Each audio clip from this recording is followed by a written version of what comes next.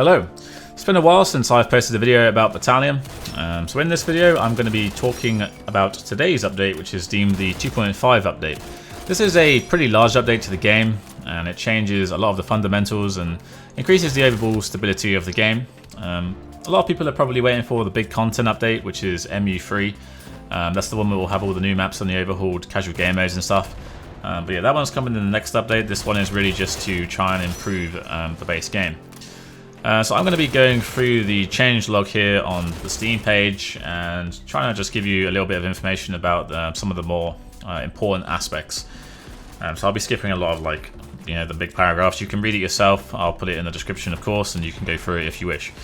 So starting off in this news post, we have the Battle Rank Season 2. These are obviously the 6 skins you can get by playing and getting up to rank 50. And the rank 50 one is animated and looks pretty cool.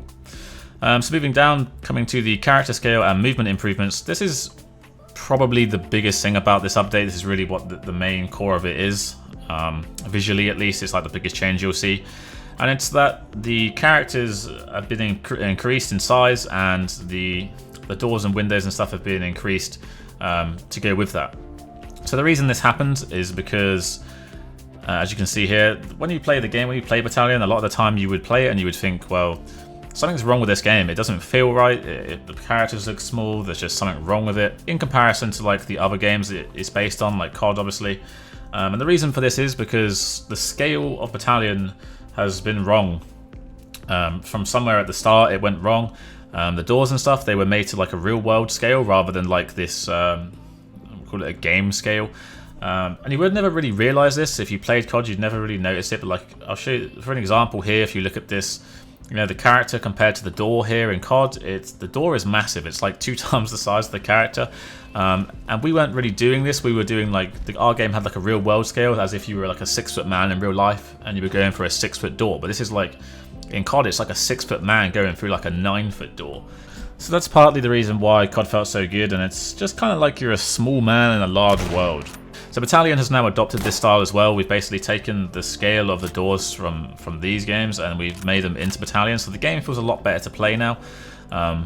So the character's been increased by 16%, so they're bigger, you can see them easier in the environment. We had to go through every single building and manually rescale all the doors and the windows to try and make it fit. So you can actually play it. Along with this, because the character has become bigger, it means that the movement speed has to be increased, because otherwise you would be even slower.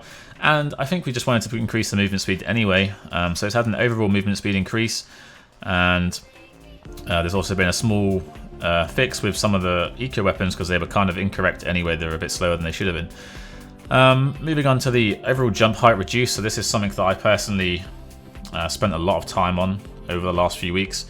It's trying to make the movement better, because Battalion has had a lot of iterations of its movement, and I think it got to a point in the last patch where it was kind of in a weird place. It was you would jump really high, it felt sluggish, it felt slow. And as a game that's supposed to revolve around being a movement-based game, it just wasn't right, and it needed some changing. So try to make it as close to Pro Mod as possible. Some of the ways that this was done basically made the strafe jumping go further than higher, which is what it should have always been. So now you go further if you strafe jump correctly. When you land, you will get a deacceleration punish like COD, where you can no longer jump continuously over and over and over without any penalty. So now you kind of need to land, and you'll have about a roughly 2-second regen where you then can jump at full full power again. So you need to time your jumps like you should have always had to do. Along with this, the crouch jump, well, actually we'll go to the vault quickly. So basically crouch jump height gain reduced, so crouch jump is basically non-existent now. Battalion had crouch jump because it didn't have a vault, or it didn't have a good vault. Like, the vault was quite bad. COD actually doesn't have a crouch jump. Like, you can crouch jump, but you won't gain any height. You will always go to the same units in the game. If you normal jump and crouch jump, you will reach the same height. So now that's the same in Battalion, and everywhere that you could crouch jump before, if you were supposed to get there will now be vaults, the same as in COD. So basically it's just trying to get it more in line with like the titles that the game was based on. Because before, like if you would crouch jump, you would go so high, and third person it would look so ridiculous. So it's just trying to bring everything down and just trying to make it look a bit better. The view bob increase, this is something that the game, this isn't really a massive thing, it's more of like a visual thing. This is something that was noticed when comparing our game to the older titles of COD, is that when you land and stuff, it feels so smooth, because when you land you have this like view bob thing, and it feels like you're like just like landing really nicely. And in our game it was kind of like you were landing and you were smashing your like legs into the floor. You had like these straight legs and they just wouldn't bend, like your legs weren't bending. So it's just a visual thing that kind of makes the game look a bit better. Added a slight deacceleration. I already talked about that. So yeah, that's really just it with the movement. Like basically the movement should hopefully be better. It should be, you know, a bit more skillful and stuff. We'll see what the feedback's like. So some other small things: carbine and gewehr balance changes. Because of the economy system, the guns they were used a lot, and they could spam a lot. So rather than changing the damage, the clip size has just been reduced to 12, and the total ammunition is now to 36. So now you kind of can't spam. You actually need to know shoot when you see people, I suppose. Officially banning macros, speaks for itself. And then coming down, I guess now we can just go through the full changelog quickly. I'll try and see if I can see anything that I haven't covered that's quite important.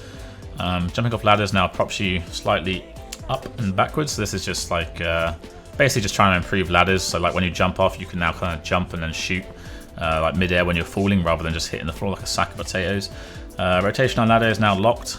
It's before you could kind of do like 360 up the ladder like CS, but now it's kind of like you are locked, so it's a bit better. SMG weapon sway. Some people were scared of this, but this is really just a visual thing to make the guns look better when you walk around in ADS. Sniper cost reduced to 5. It's just because the snipers weren't really seeing much gameplay. Hopefully they now will. That kind of actually ties into this here, this game mode Wartide. This is kind of a big thing for most people. The tokens will no longer drop on the ground when a player is killed. Instead, the token will be directly awarded to the player who gets the kill. So this is a thing that people have wanted for ages, and now it's in the game. So now instead of like killing someone and then you know the coin dropping on the floor and you having to get the coin, you now just get the coin when you kill them. If you die, they get the coin. It's just like having instant money. So tying into the sniper thing, like snipers weren't being bought much because it was just such a heavy investment to pay six coins, and then you would kill someone at range, and then you wouldn't get rewarded for it because the coin would be on the other end of the map. So now the sniper does get, you know, the player gets the coin instantly. Hopefully we'll see snipers used a bit more. So this is quite a big thing in terms of like how the game's played, I suppose. Yeah, you just don't have to run around collecting these coins anymore. Timer is now red. Bomb explosion now works based on radius. So it's like before, if you planted the bomb and it blew up, then you could hide behind the wall or something and you wouldn't take damage. Now you will take damage in a radius, so you will die. When a player and ally decides to stay alive and save his weapon and loses the round, he no longer receives the round loss bonus. This is just to it's more like CS now. Like if you save a gun when you're a terrorist, you will, you know, not get money. And that is the case now, because before people and allies would save their guns and then they would get coins and then they could buy again like the next round, or, you know, buy utility and stuff. So this is just a small thing that's should have been in. Moving down, servers, new console commands, user interface. You can actually now scale your UI as well, which is a nice thing because the UI was quite big, so that's one thing I actually like. This isn't really a massive thing for most people, but this TAA anti-aliasing option is much better. It makes the game look nicer. I mean, I don't know if I'll go through all of this because there's so many like bug fixes and stuff. You guys will probably just have to read it yourself if you're interested in it. I guess some of the bigger ones down here, map changes, because they're easier to actually, you know, see. A lot of bug fixes depending on like what people reported over time, and we'll just keep doing that. As the more people report, the more bugs that gets fixed. Some minor map changes here to Savoia. Was just this map wasn't really being played in competitive play at all because it was quite hard for allies to get anywhere. So these doors have been added so they can kind of cross this side. Stairs here instead of a ladder, and these boxes up on the garage roof to try and, you know, give them some more room to look around. There will, if there's like any map changes and stuff, or, you know, the future maps, as I said, that all comes in ME3. So there isn't really any map stuff in this one. This is more just like the base game, like the characters are bigger and stuff. The game, you know, you move around the map differently. There's loads of bug fixes and stuff. It's just to make the game just generally better as it is right now. I think that probably covers, you know, all the big things that I should really talk about, because all this other stuff is like just, you know, minor things that you would probably take me 10 years to go through. So that's pretty much it for this update. Hopefully that gives some light on what's going on and what this update's about. The update is of course live now that this video is out, so feel free to hop in and give some feedback, and I'll see you in the next video.